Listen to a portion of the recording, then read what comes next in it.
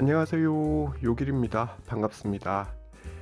2000년대 초반에 유행했던 무서운 아내라는 이름의 시리즈가 있었습니다. 아마 많이들 들어보셨을 텐데요. 남자가 은퇴하고 나서 아내가 가장 무서울 때가 언제냐? 네, 이런 걸 묻는 농담이었습니다.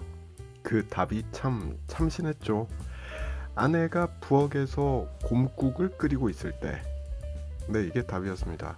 왜냐면 곰국을 한 솥 가득 끓여놓고 친구들과 훌쩍 여행을 가버리기 때문에 그렇다라는 거였죠. 물론 웃자고 하는 말일 텐데, 그런데 현실을 무척 잘 반영하는 농담이 아닐까 싶더라고요. 분명 좋아서 결혼을 한 것일 텐데, 그런데 같이 살다 보니까 이런 변화가 생긴 거죠. 왜 이럴까? 네, 왜 이런 현상이 생길까? 그 답을 김경일 교수가 쓴 마음의 지혜라는 책에서 찾을 수 있었습니다. 그 이야기를 좀 해보겠습니다.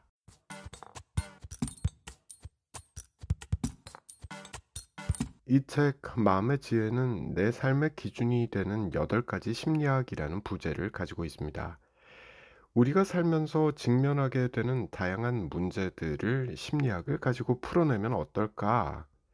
네, 그게 우리 삶을 지혜롭게 살아가는 방법이 될 수도 있겠다는 이야기를 하는 책이라고 보시면 될 것 같습니다. 지금 제가 하고 있는 이야기는 이 책에 담겨 있는 아주 많은 내용 중에 극히 일부분이고요. 근데 읽어보니까 너무 재밌어서 소개를 하고 있다고 보시면 될 것 같고요.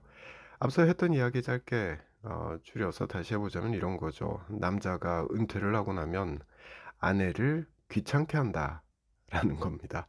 심심하니까 뭘 같이 해보자고 쪼르는 거죠. 등산을 같이 가자라든지 낚시를 좀 같이 다녀보자라든지 맛집을 한번 가보자라든지 이렇게 자꾸 조르는 거예요. 또 이것저것 지적질을 하기도 합니다. 마치 회사 다닐 때 부하 직원에게 그랬던 것처럼 아내에게도 지시를 하는 거죠. 당연히 이게 아내는 싫습니다. 남편이 매일 출퇴근할 땐 적당한 거리가 유지됐죠. 남편이 없을 땐 친구들과 모임도 가지고 놀러도 가고 했는데, 근데 남편이 은퇴한 다음엔 집에만 있으니까 귀찮은 거죠. 그래서 여자는 남자를 젖은 낙엽이라고 부른다고 합니다. 왜냐면 젖은 낙엽은 빗자루로 쓸어내려고 해도 딱 달라붙어서 잘 떨어지지 않기 때문에 그렇다는 거죠. 게다가 그간 집은 내가 관리를 해왔는데, 그러니까 여성이 해왔는데, 내 영역이었는데, 근데 남자가 이것저것 잔소리를 하기 시작하니까 싫은 거죠. 책에 나오는 농담입니다. 나이 들면 남편 없는 게 오복 중에 하나다. 5가지 복 중에 하나다. 라는 거예요. 퇴직한 남편과 한 집에 있는 게 그만큼 힘들다는 이야기일 겁니다. 왜 이럴까? 네, 왜 이런 현상이 생길까? 그 이유를 설명하기 위해서 저자는 심리학 용어 2가지를 소개하고 있습니다. 첫 번째는 접근 동기형 관계이고요. 두 번째는 회피 동기형 관계입니다. 말이 어려워 보이는데 그렇지는 않습니다. 무척 쉬운 개념입니다.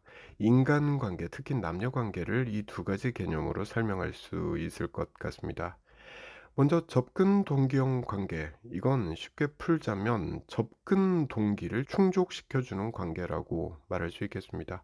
같이 있고 싶은 거죠. 또 좋은 걸 같이 하고 싶은 거죠. 주로 연애 초기에 나타나는 현상일 겁니다. 같이 뭔가를 하고 싶죠. 극장도 가고 싶고, 맛집도 가고 싶고, 놀이공원도 가고 싶습니다.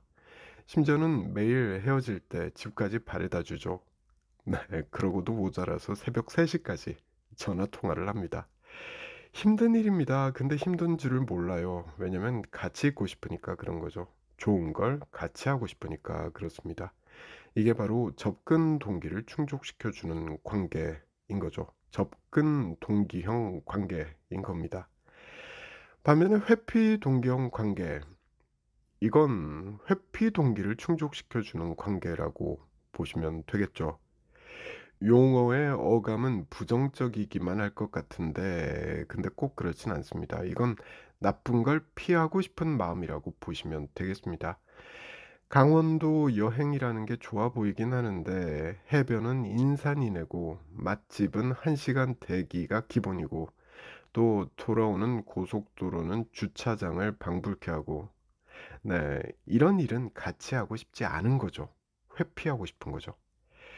네. 이런 관계는 주로 결혼 10년 차, 결혼 20년 차 부부에서 찾아볼 수 있다는 겁니다. 저자는 이렇게 말합니다.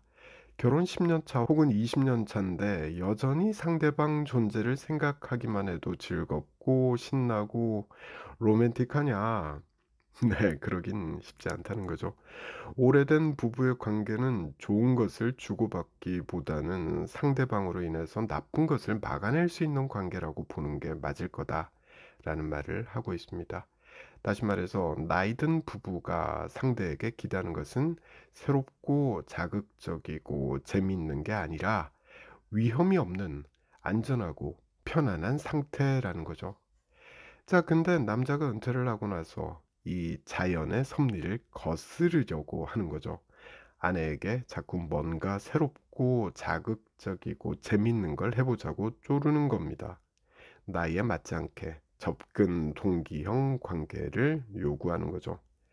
반면에 아내는 이제 회피 동기형 관계를 지향하고 있습니다. 그렇기 때문에 남편의 이 같은 태도가 당연히 싫을 수 있겠다 싶은 거죠.